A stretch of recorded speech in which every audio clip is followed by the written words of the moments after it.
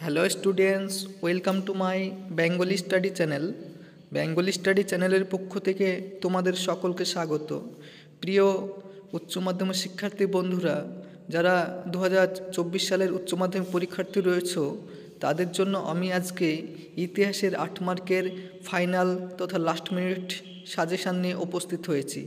তোমাদের যেহেতু ইতিহাস মানেই অনেক বড় বড় চ্যাপ্টার থাকে, সেই চ্যাপ্টার থেকে আমি বেছে বেছে অনেক কম 2, 3, 4টে করে প্রশ্ন রেখেছি প্রতিটা অধ্যায় থেকে।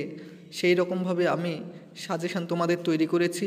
এই সাজেশনটি তোমরা যদি ঠিকমতো পড়ো, আমি আশা করি এর বাইরে একটি প্রশ্ন তোমাদের পরীক্ষায় বাইরে থেকে আসবে না। সবগুলোই তোমরা এই সাজেশনের মধ্যেই প্রশ্নগুলো কমন পেয়ে যাবে। তাই এই প্রশ্নগুলি তোমরা অত্যাধিক গুরুত্ব সহকারে পড়ো এবং তোমাদের বন্ধু বান্ধবদের মধ্যে শেয়ার করো। তাই আলোচনা শুরু করার পূর্বেই তোমরা যারা নতুন আমার এই চ্যানেলে ভিডিও দেখছো, তারা অবশ্যই আমার এই চ্যানেলটিকে সাবস্ক্রাইব করবে এবং পাশে থাকা বেল আইকন বেলটি প্রেস করে অল নোটিফিকেশন অন করে দেবে, যাতে করে আমার ভিডিও ছাড়ার সঙ্গে সঙ্গে সবার আগে তোমাদের কাছে পৌঁছে যায়।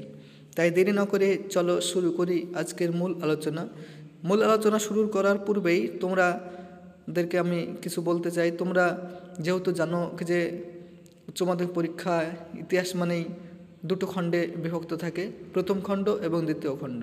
প্রথম খণ্ডে প্রথম 4টি অধ্যায় থেকে, অর্থাৎ প্রথম অধ্যায়, দ্বিতীয় অধ্যায়, তৃতীয় অধ্যায় এবং চতুর্থ অধ্যায়, এবং খ খণ্ডে পঞ্চম অধ্যায়, ষষ্ঠ অধ্যায়, সপ্তম অধ্যায় এবং অষ্টম অধ্যায় থাকে। তাই 2টি খণ্ডে তোমাদের প্রত্যেকটি খণ্ড থেকে 2টি করে প্রশ্ন লিখতেই হবে বাধ্যতামূলক। এবং প্রথম খণ্ডে 2টো প্রশ্ন লিখলে এবং দ্বিতীয় খণ্ডে 2টি প্রশ্ন লিখলে মোট 4টি প্রশ্ন হলো। এবং আর একটি প্রশ্ন তোমরা ইচ্ছা করলে প্রথম খণ্ড থেকেও লিখতে পারো এবং দ্বিতীয় খণ্ড থেকেও তোমরা লিখতে পারো। তো দিয়ে টোটাল 5টি প্রশ্ন তোমাদের অ্যান্সার করতে হবে। তাই চলো শুরু করি মূল আলোচনা।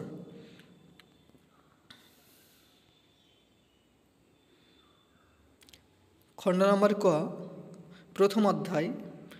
এখান থেকে তোমাদের 2টি প্রশ্ন থাকবে, লিখতে হবে 1টি। প্রথম যে প্রশ্নটি তোমাদের জন্য রেখেছি 2024 সালের সবচেয়ে গুরুত্বপূর্ণ প্রশ্ন, ধরে নাও এটি পরীক্ষায় চলে এসেছে তোমাদের। জাদুঘর বলতে কি বোঝো? অতীত পুনর্গঠনে জাদুঘরের ভূমিকা আলোচনা করো। এই প্রশ্নটি তোমাদের খুবই মারাত্মক প্রশ্ন এবং এই প্রশ্নটি তোমাদের ফাইনাল পরীক্ষায় গ্যারান্টি, 100% গ্যারান্টি তোমাদের পরীক্ষা আসবে। তাই এই প্রশ্নটি সবার আগে তোমরা মুখস্থ করে নাও। অথবা কোশ্চেনটি এভাবে ঘুরিয়ে আসতে পারে, জাদুঘর বলতে কি বোঝো? আধুনিক ইতিহাস রচনায় জাদুঘরের গুরুত্ব লেখো। দ্বিতীয় প্রশ্ন, জাদুঘর বলতে কি বোঝো? মিউজিয়ামের জাদুঘরের প্রকারভেদ আলোচনা করো। এই যে তোমাদের স্টার দেওয়া প্রশ্ন রয়েছে, এই স্টার চিহ্নিত প্রশ্নগুলি খুবই ইম্পর্টেন্ট। যারা অধিক পরিমাণে পড়তে পারবে না, তারা এই স্টার চিহ্নিত প্রশ্নগুলো পড়লেই তোমরা কমন পেয়ে যাবে। আর যারা একটু বেশি ভালো রেজাল্ট করতে চাও, তারা সমস্ত প্রশ্নই পড়বে। পরে প্রশ্ন 3 নম্বর, স্মৃতিকথার সংজ্ঞা দাও। ইতিহাস রচনায় স্মৃতিকথার গুরুত্ব কী? 4 নম্বর প্রশ্ন, মিথ, উপকথা ও লেজেন্ড, পুরা কাহিনী বলতে কি বোঝো? অতীতের বিষয়ে মানুষের ধারণাকে এরা কিভাবে রূপদান করে? এই যে তোমাদের সামনে আমি 4টি প্রশ্ন রাখলাম প্রথম অধ্যায় থেকে, তার মধ্যে যে স্টার চিহ্নিত 2টি প্রশ্ন রেখেছি তোমাদের, ওই 2টি প্রশ্ন পড়লেই তোমরা একটি প্রশ্ন অনায়াসে কমন পেয়ে যাবে। তাই তোমরা যারা খুব কম পড়তে চাও, তারা স্টার চিহ্নিত প্রশ্নগুলি অধিক গুরুত্ব সহকারে মুখস্থ করে নাও। এবং যারা খুব ভালো রেজাল্ট করতে চাও, তারা এই 4টি প্রশ্নই তোমরা পড়বে। প্রথম 2টি প্রশ্ন খুব ভালো করে পড়বে এবং লাস্টের 2টি প্রশ্ন তোমরা অন্তত 2-1 বার চোখ বুলিয়ে নেবে। দ্বিতীয় অধ্যায় থেকে তোমাদের 1টি প্রশ্ন আসবে, এখানে কোনো অথবা আসবে না। তো এখান থেকে তোমাদের জন্য যে 1 নম্বর প্রশ্নটি রেখেছি, সেটি হলো ঔপনিবেশিক ও সাম্রাজ্যবাদ বিষয়ে হবসন ও লেনিনের তত্ত্ব আলোচনা করো। এই কোশ্চেনটি তোমাদের এবার খুবই মারাত্মক গুরুত্বপূর্ণ প্রশ্ন। এই প্রশ্নটি ফাইনাল পরীক্ষার জন্য বিশেষ গুরুত্বপূর্ণ। 2 নম্বরের প্রশ্ন, সাম্রাজ্যবাদ কাকে বলে? সাম্রাজ্যবাদ উদ্ভবের কারণগুলি সংক্ষেপে বর্ণনা করো। দেখো এখানে 3টি স্টার চিহ্নিত রয়েছে, মানে এই প্রথম 2টি প্রশ্ন পড়লেই তোমরা একটি প্রশ্ন অনায়াসে কমন পেয়ে যাবে। 3 নম্বর প্রশ্ন, ঔপনিবেশিক সমাজে জাতি সংক্রান্ত প্রশ্ন ও তার প্রভাব আলোচনা করো। তোমরা মনে করলে এই প্রশ্নটি নাও পড়তে পারো। এবারে তৃতীয় অধ্যায়, তৃতীয় অধ্যায়ে চতুর্থ অধ্যায় থেকে দুটি প্রশ্ন আসবে, তার মধ্যে তোমাদের একটি প্রশ্ন লিখতে হবে। তোমরা মনে করলে তৃতীয় অধ্যায়টি পড়তেও পারো, না পড়তেও পারো, 4 নম্বর অধ্যায়টি পড়তেও পারো, না পড়তেও পারো। দুটি অধ্যায়ের মধ্যে যে কোনো একটি অধ্যায় পড়লেই একটি প্রশ্ন তোমরা কমন পেয়ে যাবে। তো তোমরা তৃতীয় অধ্যায় থেকে তোমাদের জন্য আমি যে প্রশ্নটি রেখেছি সেটি হলো 1 নম্বর প্রশ্ন, ভারতে রেলপথ বিস্তারের কারণ ও ফলাফল আলোচনা করো। অথবা কোশ্চেনটা ঘুরিয়ে এইভাবেও আসতে পারে, ভারতে রেলপথ স্থাপনের উদ্দেশ্য কী ছিল, ভারতীয় অর্থনীতিতে রেলপথের প্রভাব আলোচনা করো। আর এই অধ্যায়ের 2 নম্বর প্রশ্নটি তোমাদের জন্য যেটি রেখেছি সেটি হলো, ব্রিটিশ ইস্ট ইন্ডিয়া কোম্পানির আমলে ভারতের ভূমি রাজস্ব ব্যবস্থার সংক্ষিপ্ত প্রভাব আলোচনা করো। প্রথম প্রশ্নটি স্টার চিহ্নিত, মানে প্রথম প্রশ্নটি খুবই গুরুত্বপূর্ণ প্রশ্ন, ধরো না ওই প্রশ্নটি তোমাদের পরীক্ষায় আসার মতো। 3 নম্বর প্রশ্ন, চিরস্থায়ী বন্দোবস্তের প্রধান শর্তগুলি লেখো, ভারতীয় অর্থনীতিতে এর প্রভাব কী ছিল। 4 নম্বর প্রশ্ন, ভারতে অবশিল্পায়নের কারণগুলি কী ছিল, ভারতীয় অর্থনীতির ওপর এর প্রভাব আলোচনা করো। এটি স্টার চিহ্নিত প্রশ্ন।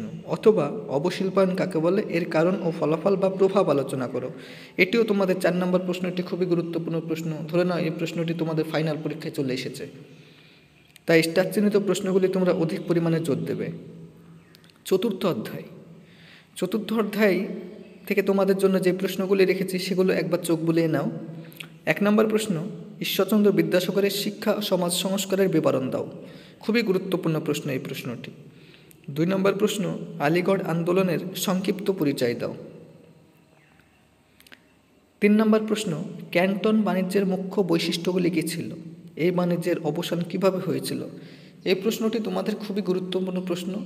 তোমাদের সামনে যে টেস্ট পরীক্ষা হয়ে গেল, বিভিন্ন স্কুলে তোমার টেস্ট পরীক্ষায় এই প্রশ্নটি এবার পরীক্ষায় এসেছে, তাই এই প্রশ্নটি তোমরা অধিক গুরুত্ব সহকারে পড়বে। 4 নম্বর প্রশ্ন, বাংলায় নবজাগরণের প্রকৃতি আলোচনা করো, এর সীমাবদ্ধতা কী ছিল। এই প্রশ্নটিও তোমাদের খুবই গুরুত্বপূর্ণ প্রশ্ন, টেস্ট পরীক্ষায় বিভিন্ন স্কুলে এই প্রশ্নটি এসেছে। এবং 5 নম্বর প্রশ্ন, ব্রিটিশ শাসনে ভারতের আদিবাসী ও দলিত সম্প্রদায়ের আন্দোলনের বিবরণ দাও। তোমরা চাইলে এই প্রশ্নটি পড়তেও পারো, না পড়তেও পারো। এখানে যে স্টার চিহ্নিত 3টি প্রশ্ন রয়েছে, সেই 3টি প্রশ্ন পড়লেই তোমাদের একটি প্রশ্ন কমন পেয়ে যাবে।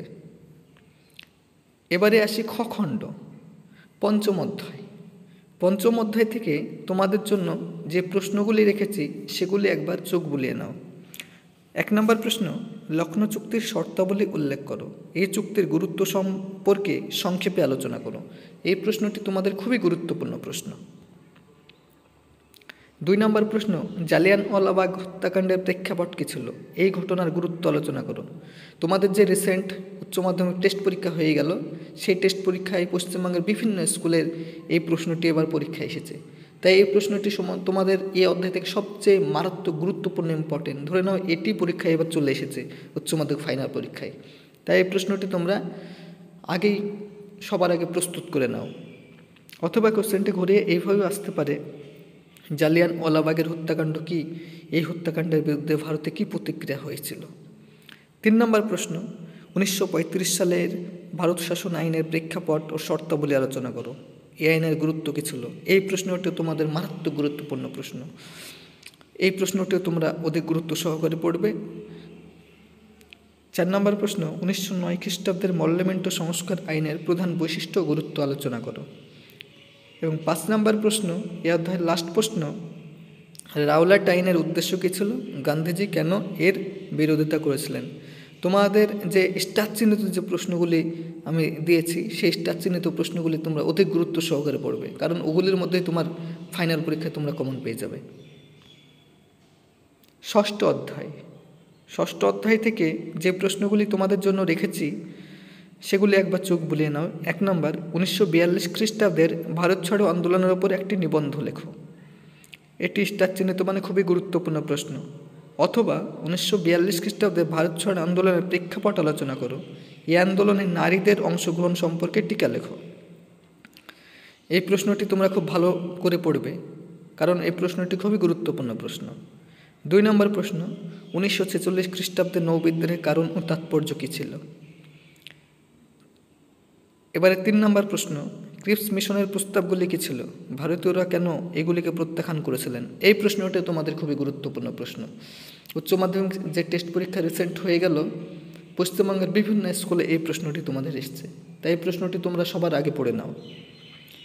4 নম্বর প্রশ্ন, কোন পরিস্থিতিতে বিরাট ষড়যন্ত্র মামলা শুরু হয়েছিল? এর ফলাফল কী হয়েছিল? এটিও তোমাদের অধিক গুরুত্বপূর্ণ প্রশ্ন। অর্থাৎ ষষ্ঠ অধ্যায় থেকে 1 নম্বর প্রশ্ন, 3 নম্বর প্রশ্ন এবং 4 নম্বর প্রশ্ন, এই 3টি প্রশ্ন অর্থাৎ ভারত ছাড়ো আন্দোলন, ক্রিপস মিশন, বিরাট ষড়যন্ত্র মামলা, এই 3টি যদি তোমরা ঠিকমতো ভালো করে পড়ো, আমি আশা করি এই 3টির মধ্যে একটা প্রশ্ন তোমরা অনায়াসে কমন পেয়ে যাবে উচ্চ মাধ্যমিক ফাইনাল পরীক্ষায়। তাই এই 3টি প্রশ্ন সবার আগে ভালো করে পড়ে নাও। সপ্তম অধ্যায় 1 নম্বর প্রশ্ন, হো চি মিনের নেতৃত্বে ভিয়েতনাম মুক্তিযুদ্ধের সংক্ষিপ্ত বিবরণ দাও। এবং 2 নম্বর প্রশ্ন, ঠান্ডা লড়াই কি? ঠান্ডা লড়াইয়ের তাত্ত্বিক ভিত্তি আলোচনা করো। 3 নম্বর যে প্রশ্নটি রেখেছি তোমাদের জন্য সেটি খুবই গুরুত্বপূর্ণ প্রশ্ন, ট্রুম্যান নীতি কি? মার্শাল পরিকল্পনার উদ্দেশ্যগুলি কী ছিল? এবং 4 নম্বরটি যে প্রশ্নটি তোমাদের জন্য রেখেছি এটি সপ্তম অধ্যায়ের সবচেয়ে গুরুত্বপূর্ণ প্রশ্ন। ধরে নাও এটি তোমাদের পরীক্ষায় চলে এসেছে, তাই এই প্রশ্নটি সবার আগে তোমরা রপ্ত করে নাও। কিউবার ক্ষেপণাস্ত্র সংকটের সংক্ষিপ্ত পরিচয় দাও। অষ্টম অধ্যায় আলোচনা করার পূর্বেই তোমরা যারা আমার এই চ্যানেল ভিডিও দেখছো তাদের কাছে আমার একান্তই রিকোয়েস্ট, তোমরা অবশ্যই আমার এই চ্যানেলটিকে সাবস্ক্রাইব করবে এবং লাইক করবে। কারণ আমার এই চ্যানেলটি যেহেতু নতুন, সেহেতু আমার এই চ্যানেলটি যাতে গ্রোথ হয় এবং চ্যানেলটি যাতে ভবিষ্যতে আরও অনেক দূর অগ্রসর হয়, সেই জন্য তোমাদের সাপোর্ট আমি কামনা করি এবং তোমাদেরকেও আমি অনেক অনেক সাপোর্ট করছি এবং বর্তমানে করব। তাই তোমরা অবশ্যই আমার এই চ্যানেলটিকে সাপোর্ট করবে। চলো অষ্টম অধ্যায়ে যে প্রশ্নগুলি রেখেছে সেগুলো দেখে নিই। 1 নম্বর প্রশ্ন, উপনিবেশীকরণ বলতে কি বোঝো? সামাজিক, রাজনৈতিক ও অর্থনৈতিক তাৎপর্য ব্যাখ্যা করো। এই প্রশ্নটি তোমাদের খুবই গুরুত্বপূর্ণ প্রশ্ন। এই প্রশ্নটি পশ্চিমবঙ্গের বিভিন্ন স্কুলে যে উচ্চ মাধ্যমিক রিসেন্ট টেস্ট পরীক্ষা হয়ে গেল সেই পরীক্ষায় এসেছে। 2 নম্বর প্রশ্ন, স্বাধীন ভারতের প্রথম 3টি পঞ্চবার্ষিকী পরিকল্পনার লক্ষ্য ও গুরুত্ব আলোচনা করো। এবং 3 নম্বর যে অন্তিম প্রশ্নটি তোমাদের জন্য রেখেছি সেটি আরও অধিক গুরুত্বপূর্ণ প্রশ্ন। এই প্রশ্নটি এই অধ্যায়ের সবচেয়ে মারাত্মক গুরুত্বপূর্ণ প্রশ্ন। ধরে নাও এই প্রশ্নটি তোমাদের পরীক্ষায় এবার আসতে চলেছে। 3 নম্বর প্রশ্ন, সার্কের উদ্ভব প্রেক্ষাপট আলোচনা করো। সার্কের উদ্দেশ্যগুলি লেখো। এটি খুবই গুরুত্বপূর্ণ প্রশ্ন। তো তোমাদের আজকে আমি যে ইতিহাসের ফাইনাল তথা লাস্ট মিনিট সাজেশান প্রোভাইড করলাম, এই প্রশ্নগুলি যদি তোমরা ঠিকমতো প্রিপারেশান নাও পরীক্ষার আগে, তাহলে তোমরা অবশ্যই এখানে 100% তোমরা কমন পেয়ে যাবে। তাই এই রকম নিত্য নতুন ভিডিও পেতে তোমরা অবশ্যই আমার এই চ্যানেলটিকে সাবস্ক্রাইব করবে, লাইক করবে, কমেন্ট করবে এবং চ্যানেলটি বন্ধু বান্ধবদের মধ্যে অধিক পরিমাণে শেয়ার করো।